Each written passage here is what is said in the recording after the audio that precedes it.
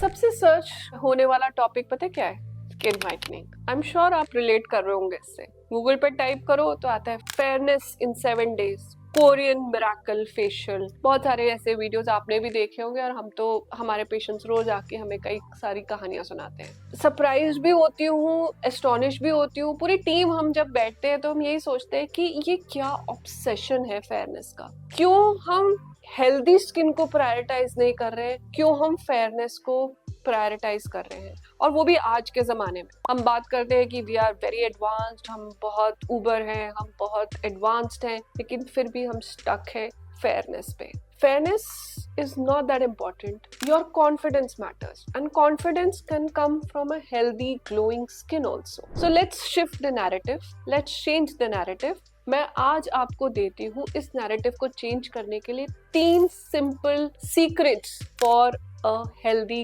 glowing, brighter skin. So just stay tuned to this video till the end.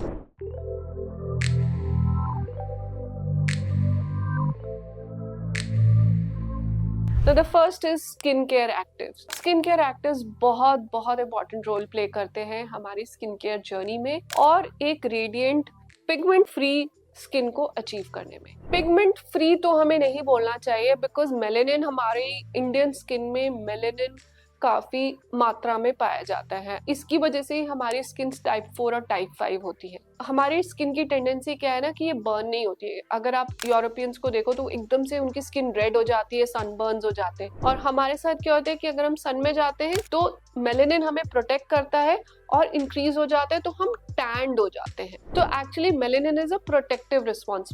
Melanin हमारी skin को protect कर रहा है, right? तो ऑब्वियसली हमें उसको हटाना थोड़ी है, हमें उसे जहां इंक्रीज हो गया है वहां सिर्फ टोन डाउन करना है। तो ये जो भी कॉन्सेप्ट है हमारा उस तरफ फोकस होना चाहिए। एक्टिव्स का जो ब्राइटनिंग एक्टिव्स है हमारे, वो 3 मेन एक्टिव्स है जो आप यूज कर सकते हो to give you that brightness effect. First is vitamin C. Vitamin C आपका 10 to 20% में आप यूज कर सकते हो। एंटीऑक्सीडेंट है, स्पॉट्स को फेड करने में हेल्प करता है, इवन टोन लाने में हेल्प करता है, ग्लोई ड्यूई इफेक्ट देता है। मॉर्निंग रूटीन में अच्छा काम करता है क्योंकि वहां पर आपको नेक्स्ट स्टेप में सिर्फ मॉइस्चराइजर लगाना है एंड सनब्लॉक लगाना है। बिकॉज इवनिंग में हमारे दूसरे एक्टिव्स चल रहे होते हैं जो कि थोड़े स्ट्रॉन्गर एक्टिव्स होते हैं, तो वहां उस टाइम विटामिन सी लगाना रिकमेंडेड नहीं है। सेकेंड हमारा इंग्रेडिएंट है नाइसिनामाइड। 5 to 10% में आप यूज कर सकते हो। मेलेनिन ट्रांसफर को रोकता है, ब्राइटनेस को इंक्रीज करता है। बहुत सारे एक्टिव्स के साथ एक साथ भी लगाया जा सकता है, हाइलुरोनिक के साथ भी लगाया जा सकता है, विटामिन सी के साथ भी लगाया जा सकता है।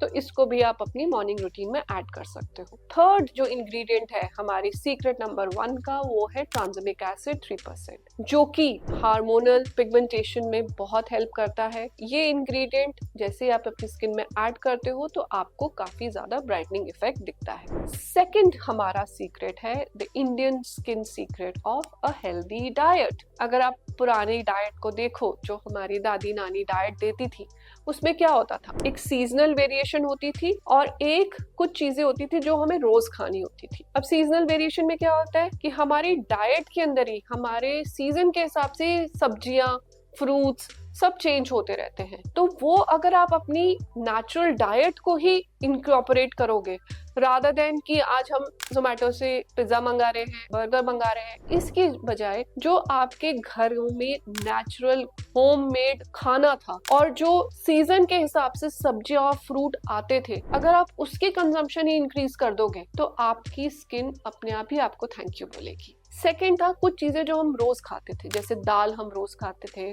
हम पनीर फ्रीक्वेंटली खाते थे, उससे हमारी प्रोटीन रिक्वायरमेंट पूरी होती थी। साथ में हम नट्स रोज खाते थे, ड्राई फ्रूट्स रोज खाते थे, हल्दी बॉल्स, नीम बॉल्स, घी था हमारी सारी डाइट में। जितना हम मॉडर्न डे में अपनी डाइट को भूलते जा रहे हैं, उतना ही हमारे स्किन में इश्यूज आ रहे हैं। It's always best to go back to your roots. जो हमारी इतने सालों की ट्रेडिशनल डाइट है उसको ऐसे सोच के लेके आए कि चलो ठीक है, मुझे अपनी स्किन ठीक करनी है इसलिए मैं ये कर रही हूँ कुछ दिनों के लिए, और उसको यूज करें। फिर आप मुझे बताओ कि आपकी स्किन में कैसे रिजल्ट्स रहे। And third, last but not the least secret, is the clinical treatments. Clinical treatments हम तब कराने जाते हैं जब हमारी प्रॉब्लम बढ़ जाती है या प्रॉब्लम हो जाती है। हम कभी भी क्लिनिकल ट्रीटमेंट्स को प्रिवेंशन की तरह नहीं देखते। प्रिवेंशन में हम सोचते हैं DIY कर लेते हैं, चलो ये कर लेते हैं, चलो नया सीरम लगा लेते हैं, किसी ने ये बोला है ये करके देख लेते हैं, rather than going to a professional जो आपको एक प्रोफेशनल एडवाइस दे और आपकी स्किन के हिसाब से आपको ट्रीटमेंट सजेस्ट करे। क्योंकि स्किन तो चेंज होती रहती है एज के हिसाब से, वेदर के हिसाब से,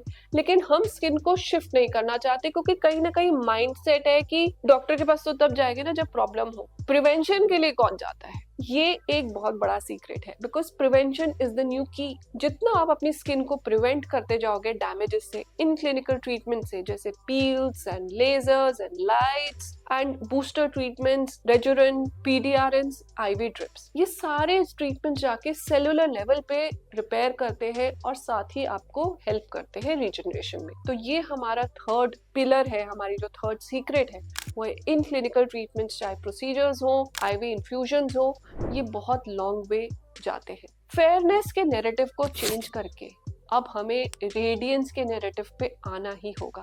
फेयरनेस क्रीम्स, ब्लीचिंग एजेंट्स पे जाके आप अपनी स्किन को खराब ही कर रहे हो, क्योंकि आप जितना भी यूज करो नेचुरल कलर तो कभी नहीं चेंज कर सकते। इसलिए फोकस होना चाहिए रेडियंट, हेल्दी, ग्लोइंग स्किन।